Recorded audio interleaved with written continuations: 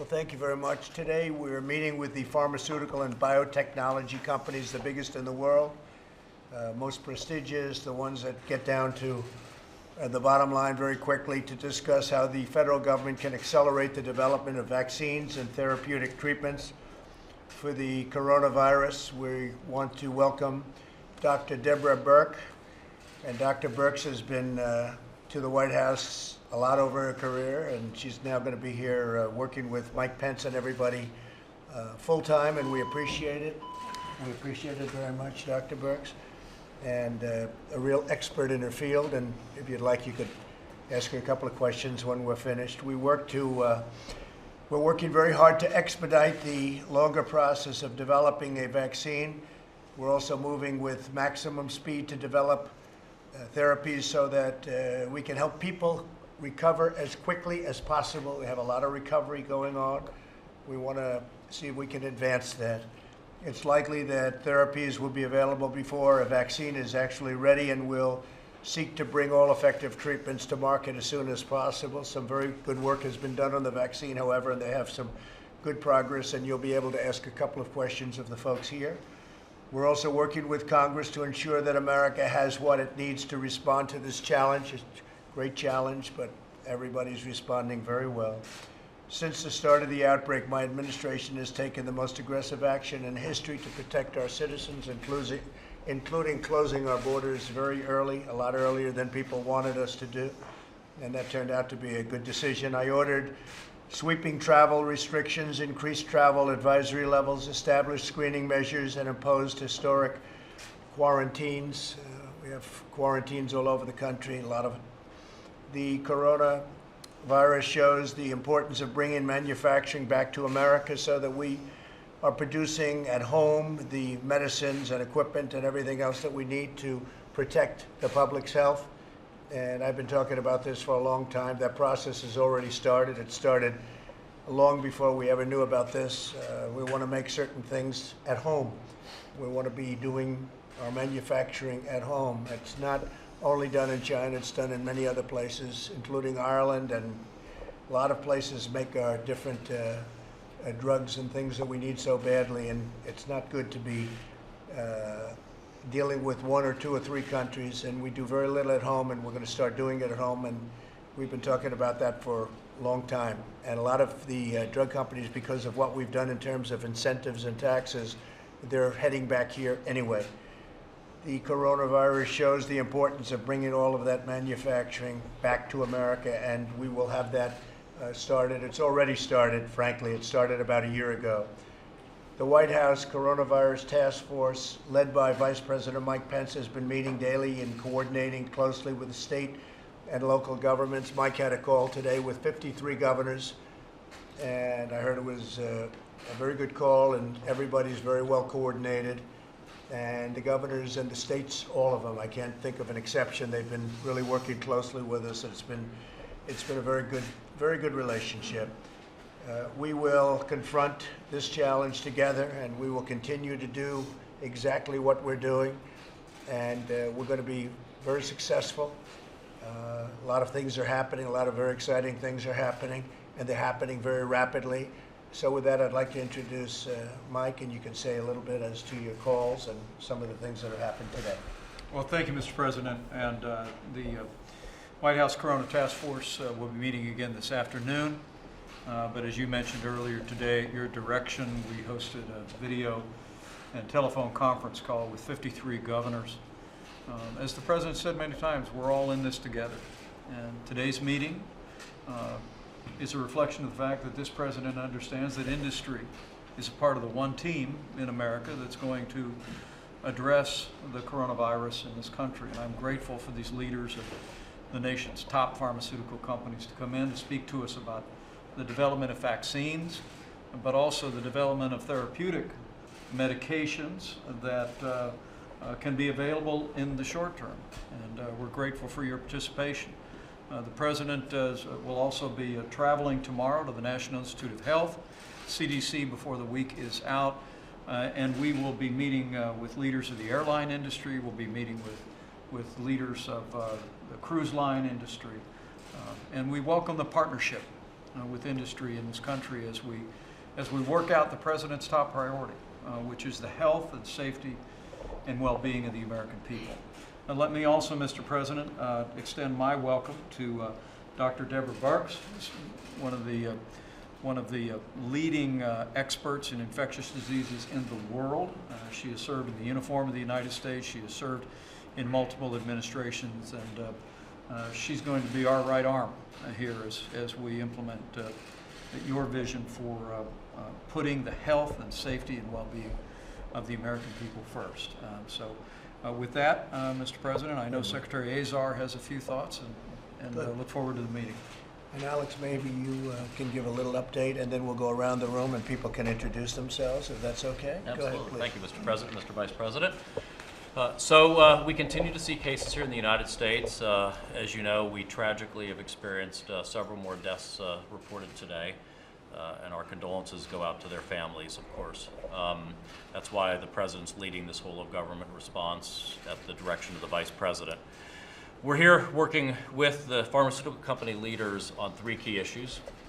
How do we speed vaccines? How do we speed therapeutics? And what are the supply chain challenges that we may be facing for pharmaceutical products here in the United States? With regard to therapeutics and vaccines, we want to know how we can not get in their way, but rather speed that development process along. I want to make sure that they all know that we've got Commissioner Hahn here from the FDA, and this is all in the context of emergency powers, emergency use authorizations, and the President will be asking you, how can we make it faster? How can we make anything faster? How can we challenge some of those normal pharma timelines that can be a little slow and bureaucratic? What can we do to speed that along given the nature of this emergency and be a good partner with you in making that happen, especially once we get the emergency supplemental passed by Congress in the next week or so. So with that said, Mr. President, thank you very much. And supplemental is moving along very rapidly. Everyone wants to get that done, moving along quickly. Emma, please. Emma Walmsley from GlaxoSmithKline. First of all, I'd like to really say how much we welcome the leadership, Mr. President, of this task force, NIH and BARDA, and recognise the very substantial efforts that have already been made by the administration to protect people here in the US. As a science-led company with a very large, including manufacturing presence here, we know we have a responsibility and a vital role to play. And our priority is to make sure we make available, as part of this one team, our pandemic adjuvant technology available to any company with a highly promising vaccine, because this new technology could make these other vaccines either bring more efficacy or indeed allow them to be antigen sparing, which means we could protect more people, which is obviously incredibly important as we're trying to work at pace and at scale. We've already announced 2 collaborations and hope to announce more, and we're also ready to produce, should the US government require it, a stockpile of this adjuvant. We know fighting COVID-19 requires a global effort, and the US is the vital leader in this. We're absolutely committed to play our part in the task force. Thank you, Emma. Thank you very much. Please. Oh, Anthony, go ahead. I'd like you to say something anyway. I'm Tony Fauci, the Director of the National Institute of Allergy and Infectious Diseases. Very pleased to be on this task force, which I think you're going to see is working extraordinarily smoothly under the leadership of the Vice President and Secretary Azar. And as you know, we're involved, and that's the reason why I'm pleased to be in this room with you all, because we're involved in the fundamental, basic, and clinical research to develop countermeasures in the form of therapeutics and vaccines. And I'm sure I'll be working with many of you around the room, and I look forward to it. Thank you, Mr. President. Thank you, Tony, very much. Bob? Thank you, Mr. President. Bob Redfield, the Director of CDC. I also want to thank you all for being here. I want to extend that if there's anything CDC can also do as you begin to try to evaluate some of your fruits of your labor, we're here to make that what we have available to help. We're all counting on new countermeasures to be in the arena pretty quickly. Thank you, Bob. Please. Thank you, Mr. President. Mr. Vice President, thanks for having me here. Good afternoon. I'm Dan Menicella, CEO of CureVac. We're a clinical stage biotech company. We use messenger RNA technology optimized messenger RNA molecules. Once injected into the body, they instruct the cells on how to make proteins. For instance, we can use the mRNA technology to trigger an immune response against viruses, or we can get the body to increase its production of T cells for cancer vaccines. In this way, CureVac can make potent prophylactic vaccines and cancer treatments. The technology also works well to replace missing proteins, so we can also work in the rare disease space. One strength of our technology is that we can produce prophylactic vaccines using a very low dose. So for instance, the phase 1 rabies trial that we just completed was done at a 1 microgram dose. So in other words, a millionth of a gram dose, a very, very tiny dose. And so more broadly, our company focuses, so this year we have 4 programs in phase 1 clinical trials, and the coronavirus program will be the 5th program in phase 1. We expect that the phase 1 program for coronavirus will start beginning of June. Our technology platform is fast and it's agile. We were the first messenger RNA company to have GMP manufacturing. We started in 2006. Currently, we have 3 large-scale GMP facilities, and we are up and running now. Today, we have a 4th facility built, and we're looking for additional capex to put the machinery in there. Once we have that machinery in the 4th building, we can make hundreds of millions of doses of the coronavirus vaccine. So we're very excited about that, and we want to help there. Additionally, we have developed a fully automated production machine. This automated machine is part of the collaboration with CEPI, and additionally with CEPI, we are working on the coronavirus. They have funded our efforts to get the program and the vaccine into phase 1 by June. The key point here being that we believe we can develop the vaccine for COVID-19 very, very quickly, and we have the wherewithal to manufacture it, although we would like some additional help on our largest GMP4 facility. Again, we appreciate the opportunity to be here today, and thank you very much. Thank you very much. Appreciate it. John, go ahead, please. Sure. Yeah. I'm John Shiver. I head vaccine research and development for CEPI Vaccines. CEPI's been making vaccines for over 100 years. And for this project, we're working with proprietary recombinant protein technology. It makes the first flu vaccine that's not an X, that's based on this technology. It has the potential to be applied very readily to coronavirus. Some early work done with SARS, the related virus, is very promising. We intend to leverage that work so that we can get to the clinic as soon as possible. Because we are a major, flu vaccine producer with this technology, we have the ability to produce large amounts of vaccine. We predict, depending upon the final formulation, 100 to 600 million doses per year made in New York and Pennsylvania, which is where we make most of about 90% of our flu product. And we can do this without jeopardizing our flu vaccine production, importantly, because we know that's very important to maintain that.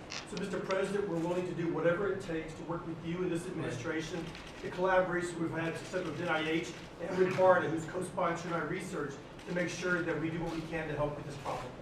When do you think you could have the vaccine? When do you think you'd be able to have it, start producing it? We're producing it now, the experimental lot.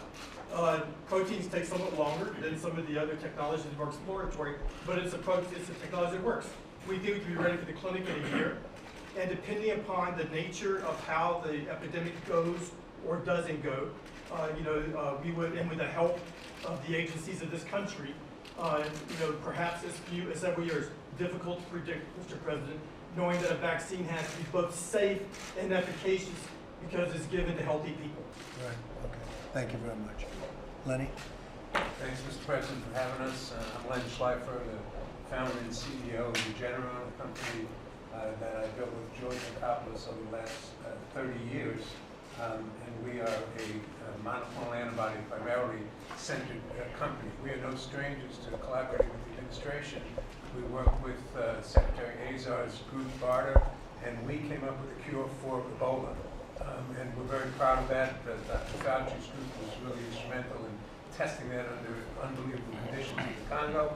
And it didn't create quite as much excitement because, thank goodness, it didn't hit our shores.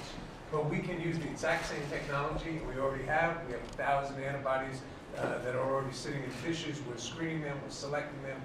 We anticipate, if all goes well, 200,000 doses per month can come out of our factory in New York starting in August. The unique thing about our technology... That means you'd be able to use the vaccine that early? Depends on what we see and how we work closely with the FDA, which is what we will do. The FDA has already reached out to us, but We got to work closely. So that process would be faster than John's? It would be. Can you explain why that would be? Well, so we make passive vaccine and therapeutic. Our drug will be able to protect you, whether or not you're infected. It will protect you from getting infected, or if you are infected, it would treat you. And we have just taken processes that normally take years, literally years, and we put them end to end, and now do them in weeks to months that nobody else in the industry can do. So we're very excited to collaborate once again. So this would be a combination of a vaccine, and also it will, put it in a different way, make you better quicker. Yeah, well, think of it this way. If you get immunized with one of these vaccines, you're going to make some antibodies to protect you. We're going to already make those antibodies and give them to you, so you don't have to go through that whole process. So it'll protect you. And as we showed with Ebola, you give enough of them, it was life-saving, truly life-saving. That's true. It beat out the antivirals. It was the way to go. It's very predictable. I just want to say I hope everybody succeeds here. I mean, this is bringing everybody together here is really critical, and there's going to be success. This industry is really talented as an industry. Sometimes we run astray, but we're going to get this done. Thank you very much. Thanks, Lenny. Appreciate it. Please. Thank you, Mr. President, for the invitation. Stéphane Borcel, I'm the CEO of Moderna. So the Moderna team in Massachusetts is very proud to be working with the US government and to have already sent in only 42 days from the sequence of a virus or vaccine to Dr. Fauci's team at the NIH. We're now waiting for the vaccine to be green light from the FDA so that the team can start dosing as soon as possible. What is very interesting about our technology is that we use messenger RNA. So basically it's an information molecule that allows to go very quickly from the genetic information of the virus to having a vaccine. So we have already have 9 vaccines in the clinic, in the US, in Germany, and in Australia. We have 5 of those for respiratory diseases. We've already partnered with DARPA from Department of Defense, with BARDA from HHS. We're having ongoing discussions. We were able to go so fast because we were working for many years with the NIH, and we had worked with Dr. Fauci's team on the MERS vaccine for the Middle East respiratory syndrome, which is so coronavirus. Sure. And so we're able to move very, very fast from a few phone calls to getting a vaccine made ready for the clinic. We're now working on the phase 2 material, so that as soon as we get the phase 1 dose out of the NIH, we'll be able to start the phase 2 right away. What is your timing then? What would you say? So we're hoping to get the phase 1 start very soon now. We're just waiting for a green light. The product is at the NIH, and then it will be a few months to get the human data that will allow us to pick a therapeutic dose to start the phase 2 right away. So you're talking over the next few months, you think you could have a vaccine? Correct. With phase 2. Yeah. You won't have a vaccine, you'll have a vaccine to go into testing. Phase 2. And how long would that take? The phase 2 will take a few months before we can go into phase 3. All right, so you're talking within About a... a year, like I've been telling you. Yeah. That's 18 months. Well, A year to a year. Lenny and a is half. talking about 2 months. Right? And we would be there in June. Huh? We will be there in June. In a couple of months. I mean, I like the sound of a couple of months better, I must be honest. But when you say June, phase 1 initiation though, right? In June, Yeah. not a completed vaccine. You just want to Well, make this is, it'd be a vaccine that would be ready for testing in phase 1. But not Ready ready. to use, yes. Talking about a complete- Ready to use when, would you say? Ready to use? I think. For next season? So assuming that the vaccine is well tolerated, safe and efficacious, as John said, then I think the question is how do we work with the FDA to expedite that as fast as possible to some sort of fast track program to get it through phase 2 and 3 testing to get to. So quickly. So as quickly as possible. What do you say to that, Lenny? Look, I sense cautiousness of Dr. Fauci, and he's right to be cautious, because vaccines have to be tested because there's precedent for vaccines to actually make diseases worse. And you really don't want to make it, you don't want to rush and treat 1 million people and find out you're making 900,000 of them worse. It's a good idea. So, yeah, so that's why I think why Dr. Fauci is being a little bit cautious. I don't want to speak for him, but so we need to prove that. You know, I think that with our technology, by knowing that we have neutralizing antibodies that would give, we know that this approach worked for Ebola, we know that it worked for MERS in animals, we have a greater degree of confidence that this would work sooner, I think. But Okay, It's just the way it is. thank you very much. Daniel? Yeah, Mr. President, Great Mr. company. Vice President, thank you for having us here. Thank you. So I'm going to switch it up a little bit. We're Right. not a vaccine company. We're a therapeutic company Good. focused on antivirals. Let's talk about And that. Gilead Sciences, I know, has worked with a lot of people around the table here. Let me first take the opportunity to thank you for the efforts of the administration, the Secretary on the HIV elimination program, which we're Right. closely connected. Incredible with. what I they've mean, done with HIV, incredible. To be able to prevent and treat this disease is just extraordinary. So we're saying 10 years, but now we're into 9 years because it could have been started earlier and somebody else didn't start it earlier, but we started it right away. And I'm now saying, I started off saying 10 years, now I'm down to 9 years. Do you think by the end of 9 years, HIV is where? I hope we can eliminate it in the developed I mean, can you world. imagine? We'll be eliminated in this Because we country. have the ability to prevent it now. and That's such a get great to the thing. people to really prevent it and then treat everybody. I think it's If you certainly remember something back, we're fully committed to. if you remember back 10 years ago, how horrible that was, and a little beyond the 10 years, and now Talk to to Commissioner to Hahn think about what you've done, what's happened. So Yeah, Daniel, absolutely. let's So talk about we're using that this. same antiviral experience that Gilead has had decades to now to apply it to coronavirus. So we have a medicine called remdesivir, which is like a decade-long development that's an antiviral used to treat coronaviruses, the same viruses that the same family as SARS and MERS, and we're hoping it has effect now against COVID-19. So we know in vitro that it has very high effect. So you have a medicine that's already involved with the coronaviruses, Yes. and now you have to see if it's specifically for this. When Correct. you can know that tomorrow, So, can't you? well, now the critical thing is to do clinical trials. And How we're long- in the process, we Yeah. have 2 clinical trials going on in China that were started several weeks ago. They're 400 patient trials each. They're getting close to halfway enrolled. They're Any enrolling very response quickly. yet? Well, we don't know because they're double-blind, randomized trials, so we have to wait till the conclusion of the trial. We expect to get that information in April. Then we've been working with Tony and the group at NIH to have another protocol, and NIAID, that will also be a protocol that we'll use in China, outside of China, here in the United States, to test for the virus. And we have 2 other clinical trials that we're going to initiate next week. Anything here? Anything? Yes. Well, the NIAID trial already had its first patients in Nebraska, and I think, Tony, we're working on getting Washington State now. Would you go to Washington State where it seems to have Absolutely. problems? So the intention is to begin. I think it's a great recruiting idea. Patients there in the coming days. Yeah. The trial is really ready to go. So we're fully. Would you go to dedicated- specifically the nursing home where they had an Yes. outbreak? Yes, and the community, of course, that touches, because all the Sure. healthcare workers and that, the family members that. When will that take place? When do So you think? literally, I think, Tony, I think it's the next couple of days. If Tony's involved, it'll be tomorrow morning. Yeah, that's it, Right, that's Tony. it. But this is a collaboration, we worked on the protocol together. Obviously, we're providing the investigational medicine. We're working hand in glove with many people around the table to make sure that whether it's FDA or CDC or. So when will you know if NIH. it works? I mean, you already have this medicine. When Well, will I you think know? we'll know in the April timeframe, and, That's good. yeah. And do you know, do you all, if you're able to say, do you have any negative kickouts like futility analyses or DSMB reviews that There is will a occur that? DSMB review, and the trial in China, they'll probably take a look at some of that data in March. Okay. So far, that would be only stopped though for Yeah. safety reasons. Okay. You really have to wait till the end of the trial to see efficacy.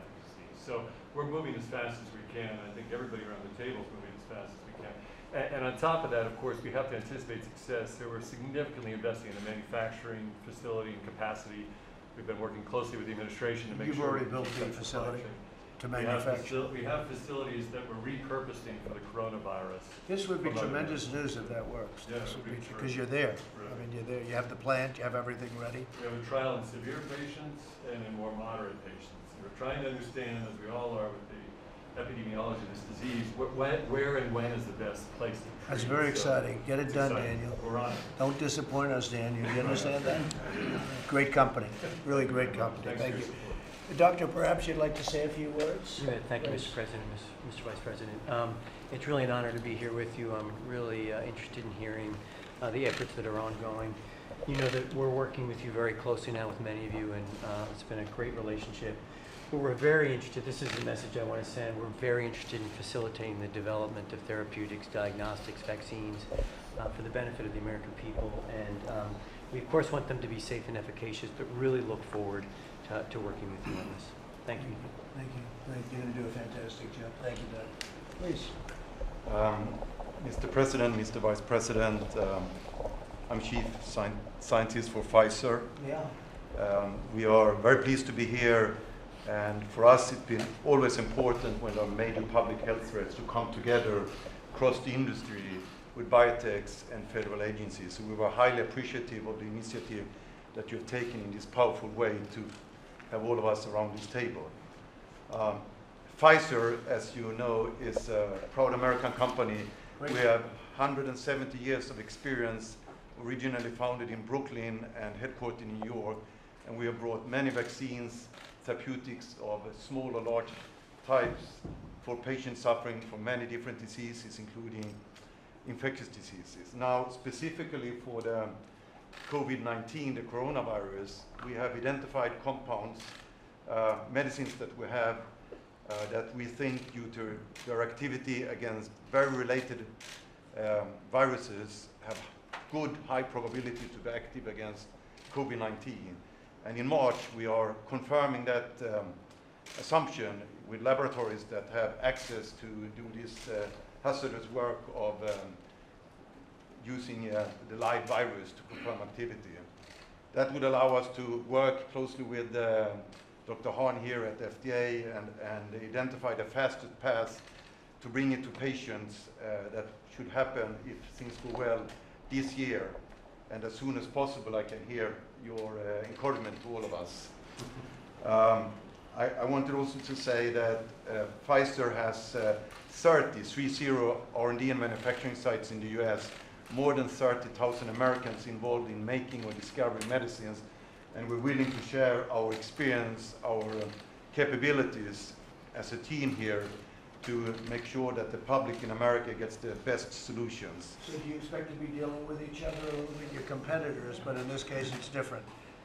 This is something we want to get done very quickly. Do you expect to be sharing your own capabilities with Pfizer and everybody else? Good. I think the call to action that have come from you makes all of us feel that we should be one team here. I agree. We would appreciate that. And as a closing remark, we've had a tremendous partnership with NIH and NIAID in many areas, being pioneering to bring medicine or advances forward, with CDC dialogues and with FDA here. So for us we look forward to extend this relationship to make sure that Americans can, as fast as possible, given your encouragement to us, and with have different options to protect them. Protection is by vaccines. To deal with those that are exposed, we need treatments, and those that are ill, we need treatment. So it's not just one solution. I think from this team we should offer multiple approaches, therapeutic and vaccines. Do you see that happening? Because I notice you have a few different variants of what we're talking about. Do you see that happening where maybe there are different either therapeutics or vaccines or both, where you use combinations of each, maybe in different areas? You are right on the frontier of science. It is about combination, and even looking at our colleagues here at Gilead, we have learned that if you have two different mechanisms and put them together as treatment, the likelihood of curing or very long-lasting responses is higher, and we actually work on complementary mechanisms. I think it's fantastic. It's been the story of HIV. I love the complementary. If you can do that, I love the complementary. You can count on our commitment. Yeah, that's fantastic. Thank you very much. It's really very exciting. Please. Thank Mr. you. President. Thank you very much. Mr. Vice President, my name is Joseph Kim. I run a company called Inovio Pharmaceuticals out of Pennsylvania. We're a proud American biotech company with R&D and manufacturing in California as well. Inovio is the leader in coronavirus vaccine development in the world.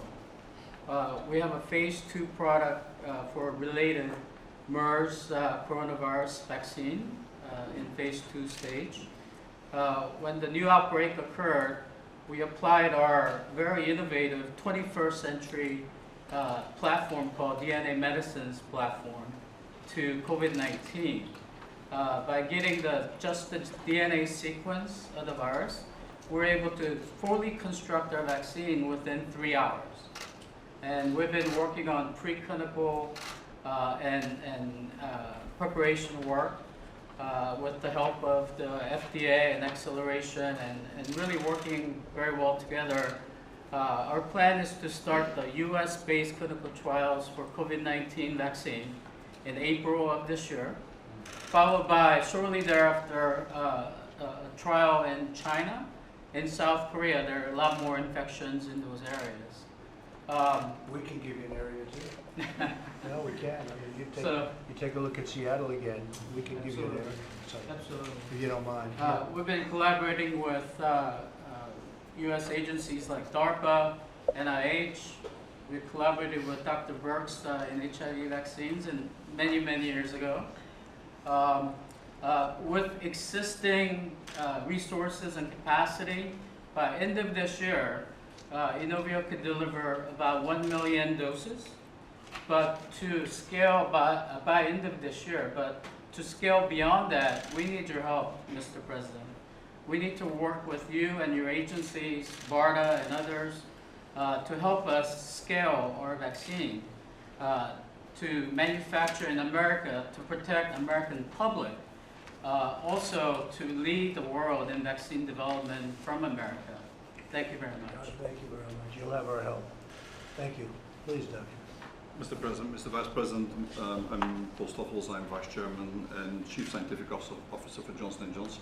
Yes. I'm in drug and vaccine research since 30 years, did several drugs for HIV.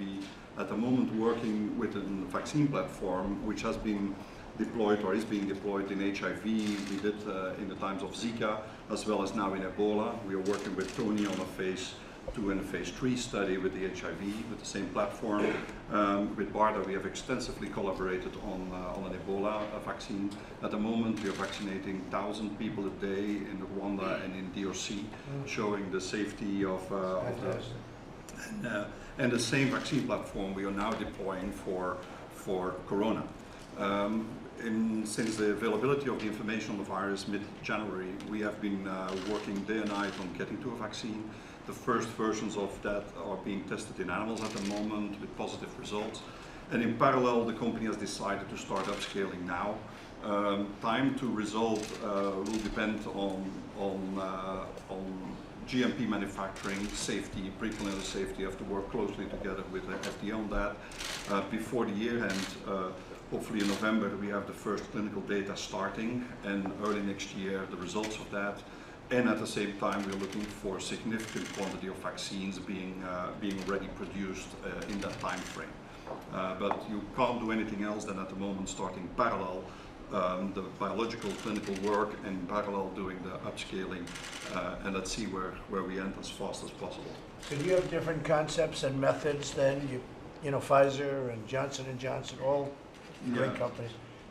Are you having different, some seem to be faster than others, and others, they do seem to be different concepts. Yeah, the difference in the concept is that we are using a cold virus, an adenovector, which there is a place where you can place a piece of Corona, Ebola, or HIV. So we trick the body with another virus and generate the antibodies. And that's different from the others? That's different than the others. The difference is also, it's been used for many years now. It has been proven for many years that you can do it like that. And we also have a validated upscaling platform which can produce millions of doses in a very short time frame. And that's a parallel process where we developed a cell line, which if we follow what we could do with Ebola, we could produce like up to hundreds of millions of vaccines in a small, let's say reasonably small facility for manufacturing. So can you have it ready for next season, any of you? I mean, would you say for That's next the goal. season? The next season That would should be the ready. goal. Yeah.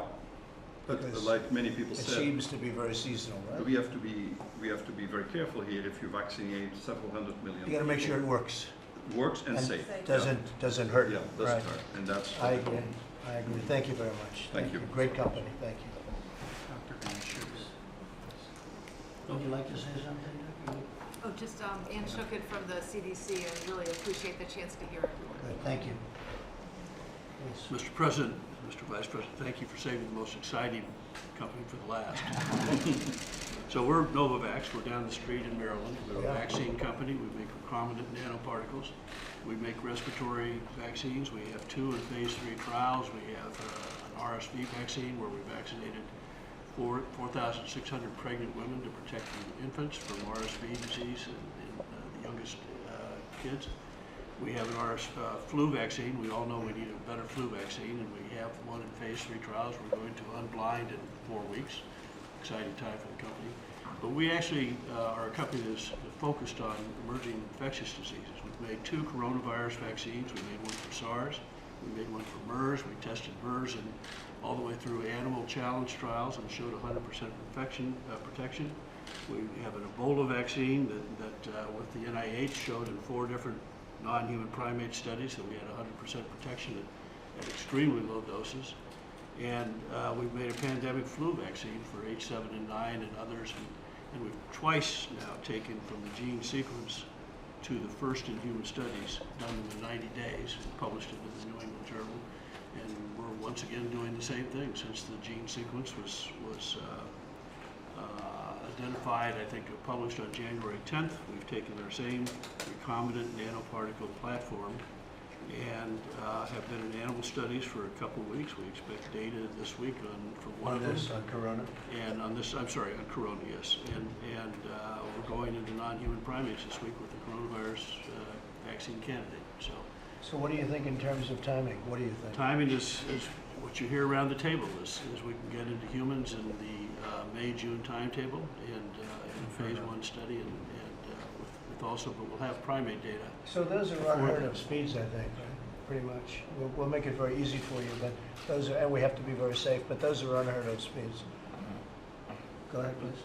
No, and we're trying to identify scale so that we can get to the billion unit scale, both where we have a vaccine antigen and we also have an adjuvant. And we put those together and we get the most promising result, we think. And so we desperately need and have good relationships with the FDA and to work with the FDA to see where instead of waiting 30 days to get to an IND, you get it in 10 days or 20, whatever the number is.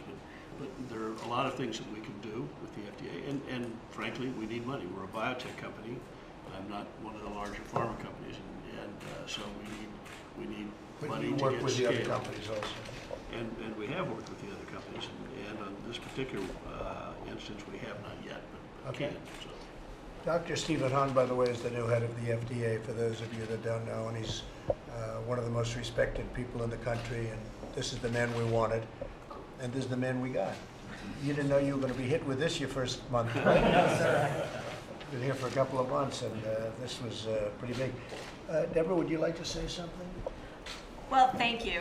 It's a privilege to be here. Thank you, Mr. President, Mr. Vice President. I think what was exciting to hear around the table is you have a potential for a bridge between the therapeutics and monoclonals while we work on the vaccines. And I think that's the most promising piece for the American people to know, that there's technology that can be used as an immediate bridge, and then as we work on the vaccines. I think making sure that we've tested all of the antivirals that you have in your collection against this particular virus, do IC50s across the board. Many of you have antiviral medication, and I think just to assure the American people that we have tried using our innovators to actually screen all the current drugs for potential activity against this virus would be key.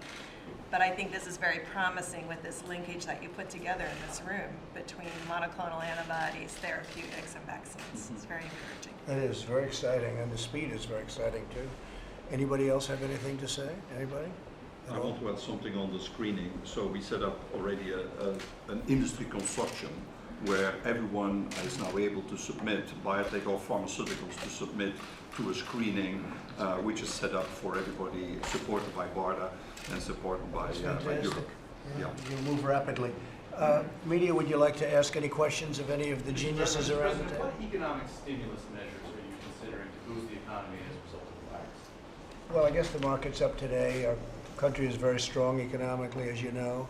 This was something that came out of China that was a big surprise to the world. It happened just a few weeks ago, and I'm sure the Fed is looking at it. I hope the Fed is looking at it. They should be, but a lot of the central banks are looking at it for stimulus. And one thing I want to add, we keep talking about for America, but really we're looking at it for a cure for the whole world, because this is a world cure, not just the the United States. We want to take care of the United States, but whatever we do is going to inure to the benefit of the world, so we want to do that. And fortunately, some of your companies are so large you can handle that, but you work together, thereby making it even better. So we appreciate that. We would love to have you work together on this, get it done, and get it done safely and quickly. But I think we're in very strong shape financially. And you know, I have to tell you, I came into the room not expecting to hear quite what I've heard, but a lot of work has already been done. We've been encouraging them for the last few weeks. I mean, literally from the first day when we shut it down, when we shut down the border, so to speak, we shut it down to China, something we didn't like to do, but we made a good decision. But we also called some of the companies around the table, said, get going, just in case, get going. And we're very proud of the work that some of them have done. Some are very advanced already on this particular coronavirus. So we appreciate it. That's tremendous news. And I think the speed is a lot greater than a lot of people would have thought. Do you see a need for federal dollars to go to some of these drug companies? I think 2 of the CEOs... Well, I don't know. I think they're so rich. I know the companies very well. Some of them are so rich, I think they can actually loan money to the federal government. They don't need money. They need time. I think what they need more than anything else, Danny, you might tell me, but I think what you need is FDA and Tony have to help you get through the process as quickly as possible. The bureaucratic stuff, and we don't have bureaucrats here. We have people that really know how to get it done. Between Tony and Bob and Stephen, they'll get you folks through very, very quickly. Speaking of the Fed, Mr. President, do you think that they should hold an emergency meeting before the meeting in a couple weeks to cut rates as your administration? Well, I think they should have had a meeting already. So, you know, I think they should have. And the central banks are going to be talking about various things tomorrow. But we'll see what happens. But I think they should have had a meeting already. I don't know what takes them so long. Will you ask them to? I'll see what happens. Let's see what happens tomorrow. They're buying what?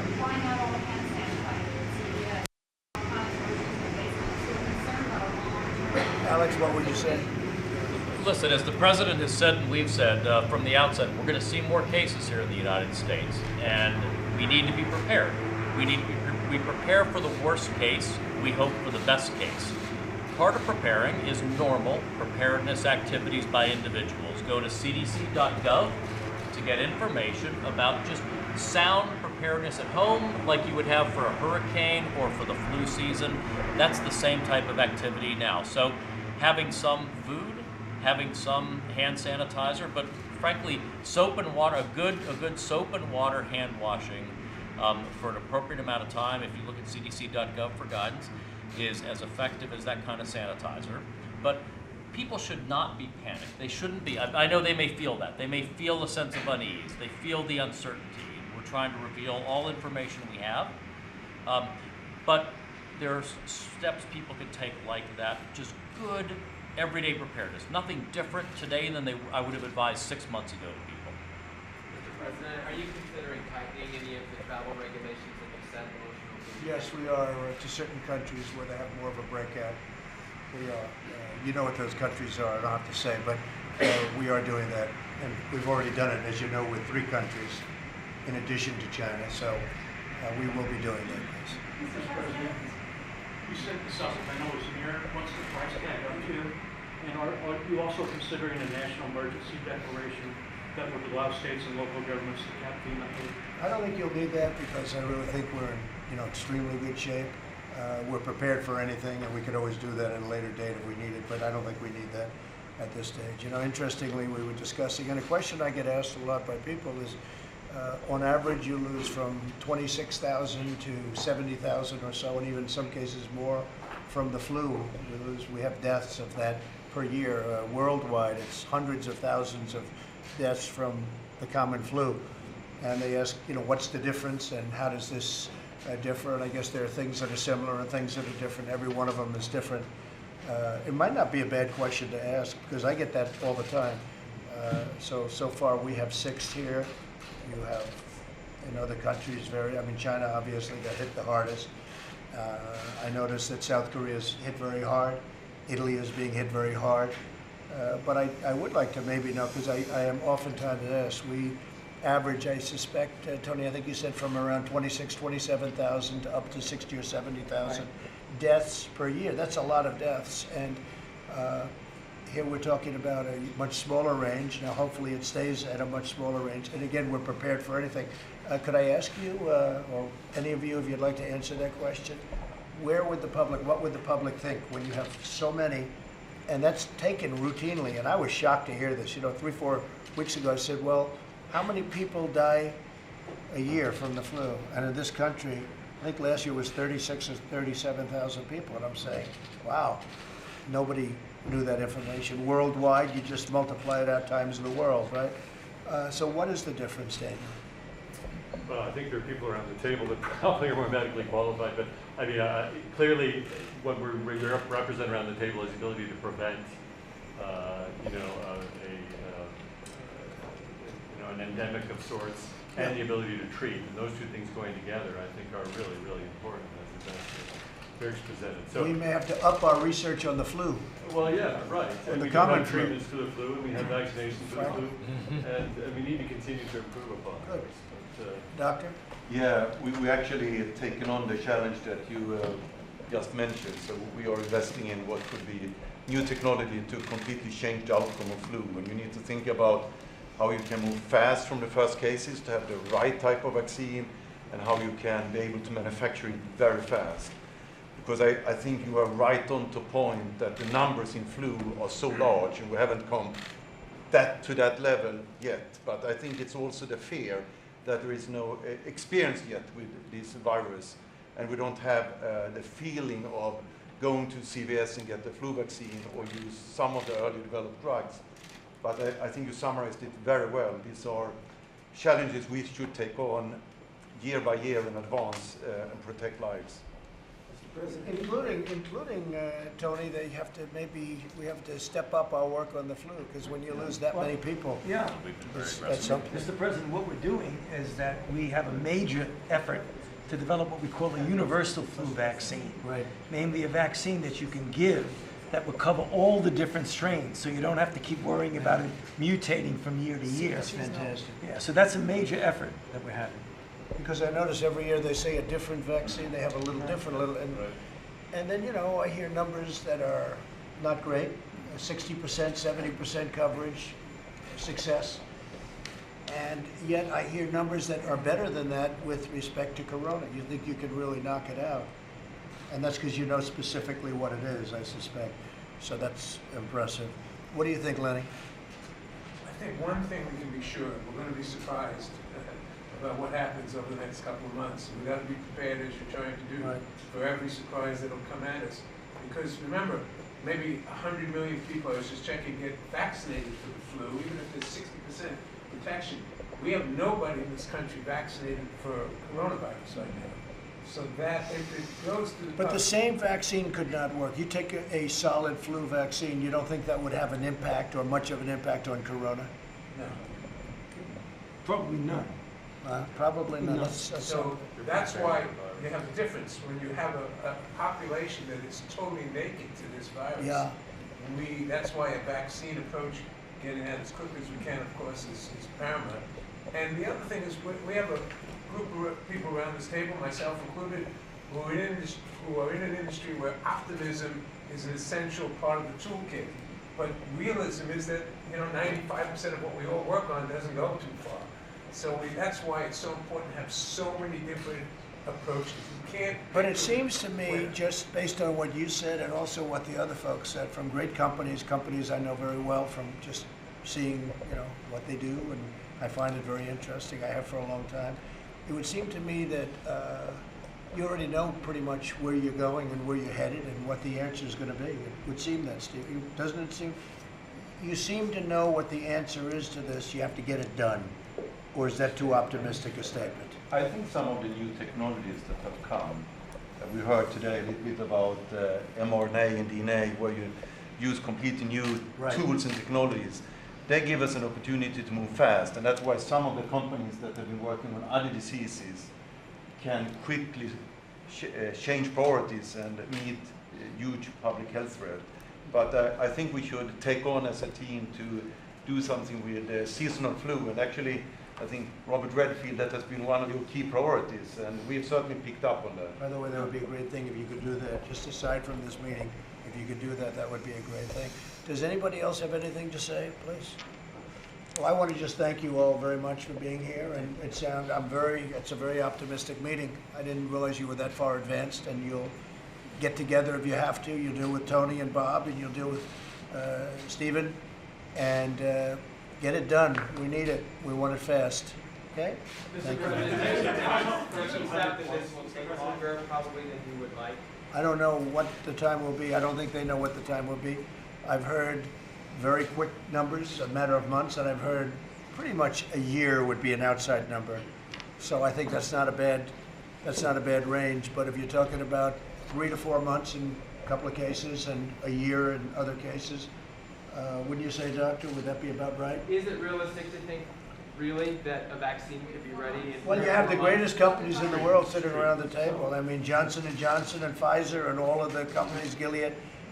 You have all of these great companies, and that's what they're saying. So I think that Would you make sure you get the President the information that a vaccine that you make and start testing in a year is not a vaccine that's deployable. So he's asking the question, when is it going to be deployable? And that is going to be at the earliest a year to a year and a half, no matter how fast you go. I think that's right. And as you said, the treatment should be available before the vaccine. So that's why you. Well, I think treatment in many ways might be more exciting. Okay. That's what I think. That's what I think. Ambassador Birx, I think, laid out a really nice framework as we think about managing expectations, which is be thinking antiviral therapeutics, transitioning to monoclonal antibodies, and eventually to vaccines as we think about the continuum of research and development here. Is that fair for our CEOs? Yes. Well, you know, I think, Tony, I think that's interesting because the concept of treatment in a certain way, especially when you have people that are looking for treatment, they're beyond the vaccine stage. That would be very exciting. And it always goes faster than vaccine because you're dealing with someone who's already sick. So the safety issues are going to be much, much different. And you will know your result almost immediately, whereas with vaccines it takes a long time. So then, what would be your timing for treatment? Therapeutics, commonly known as, but I call it. What would be your number for treatment? For us, we can think about producing 20,000 doses by the end of the summer of a course of treatment. And as Dr. Fauci said, you're going to find out very quickly. It's not going to be a mystery whether these things work or not. We're pretty confident that ours is the monoclonal antibody approach. We think that that approach has a very high probability in the near term of delivery. Fantastic. So treatment, I mean, just for the media, so the treatment element of it goes faster than the vaccine element of it, which, in my opinion, in this case, would be better. Go ahead, please. Mr. President, I mean, the remdesivir, our medicine, is in phase 3 trials right now. And these trials are conducted very fast. I mean, we're talking about 30-day endpoints. Yes. So you recruit them, you know in 30 days, once you recruit whether it works or not. Thankfully, so far, the drug seems to be very safe. What we have to determine is this level of efficacy, its clinical effectiveness. And that, as I said, we'll know potentially as early as April. So it could be used as a treatment. Somebody is sick, they have the problem. Tony, it could be used. When do you think it could be used? Well, if the trial that Daniel was talking about proves efficacy, which you likely might know in a few months whether it's effective or not. Yes. If you know by June that it's effective, then you just scale up and manufacture it and you're good to go. How good is that? We're scaling See that, Jeff? That's good even by your standpoint, Well, Jeff. let me give you an example, for instance, with the Regeneron product with Ebola. So Tony Fauci and his team in the World Health Organization ran a historic 4-arm clinical trial in the war zone in eastern Congo. And 2 of the products, one of them developed by NIAID, And the one of other them one developed by developed by Regeneron, proved so effective that the ethical board said stop on the other 2. I'm sorry, Dan. One of them was yours. We had one that didn't work there. They said, and start treating. And when I went to the Congo, I got to see people that even before FDA approval are being treated still in the extension of this clinical trial and being cured of Ebola now, walking out where they would have had a death sentence before. So that's what we would try to do. for us, that's an end of the summer type of event. Yeah, that's what we would try to do. He just got back from the Congo. And that's know, dedication. That was not an easy trip, was Yeah. it? I mean, it wasn't easy to do Very that important. trial there, by the way. Kudos to the Heroes, Tony heroes. and- Oh, I want to thank everybody in this room. Mike, go ahead. Yeah, just, I was about to do the same, Mr. President, just pledge that our whole task force, this whole team, HHS and the CDC, President and I will be at NIH tomorrow. Look forward to working with all of you, and I want to commend each and every one of you for responding to the President's call for action. This is all hands on deck, and the news out of this meeting that you've already formed a consortium. We know we have the greatest pharmaceutical industry in the world in the United States, Mr. President. Now we know they will be working together to create therapeutics and ultimately a new vaccine to deal That's with the fantastic. coronavirus, and I want to thank you all. And anybody delays you, please call me. If they don't, just call Tony and Bob. Huh? All right, call Alex. 1,300 points today. 1,300? Yeah, 1,293, 5%. They must have heard about this meeting. I'm just curious. Who's talking outside? I'm just curious for. No, this is a very optimistic meeting. Look, I know optimism and not optimism and the worst pessimism. And I will tell you, the whole thing with therapeutics to me is very exciting. And obviously vaccine, but therapeutics is very exciting, especially when you're so far advanced. That's great. That's really great. Thank you. Thank you very much. Say hello. Thank you, President. Thank you.